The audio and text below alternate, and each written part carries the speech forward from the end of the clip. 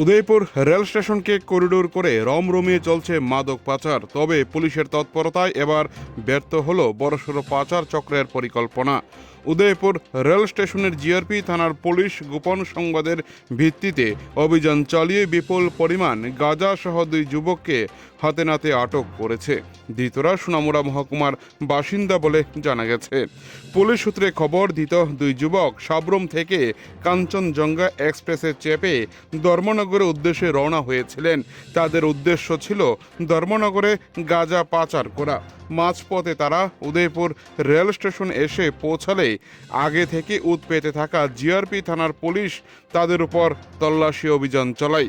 তল্লাশিকালে ওই 2 যুবকের হেফাজত থেকে প্রায় 7 কেজি গাঁজা উদ্ধার হয়। মাদক উদ্ধারের পর পুলিশ তাদের আটক করে থানায় নিয়ে যায়। জিআরপি থানার পুলিশ এই ঘটনায় একটি মামলা দায়ের করে ঘটনার গভীরে যাওয়ার জন্য তদন্ত শুরু করেছে। রেল স্টেশন ও স্থানীয় বিভিন্ন সূত্রে দাবি করা হচ্ছে, উদয়পুর রেল স্টেশনটি বর্তমানে বিভিন্ন নিষিদ্ধ নেশাদ্রব্য পাচারের প্রধান ট্রানজিট পয়েন্ট বা করিডোর হয়ে উঠেছে।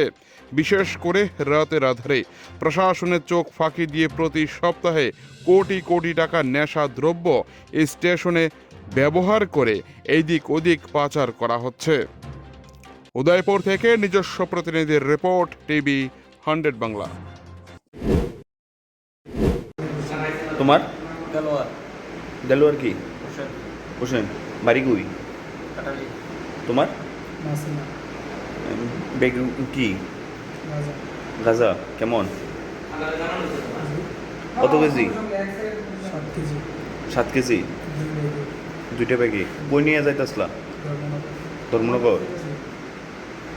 কার কাছে দিবা? সামান হুম, সামান তো কোন জায়গা থেকে নিয়েছিল এটা গাজাটা? দিক থেকে মাসিমা থেকে মাসিমা থেকে। তো তোমরা এই উদয়পুরের সন্ধান দিল গে? কেউ দিয়েছে না, আমি এসেছি। তোমরা এসো। তোমার বয়স কত? 17 17।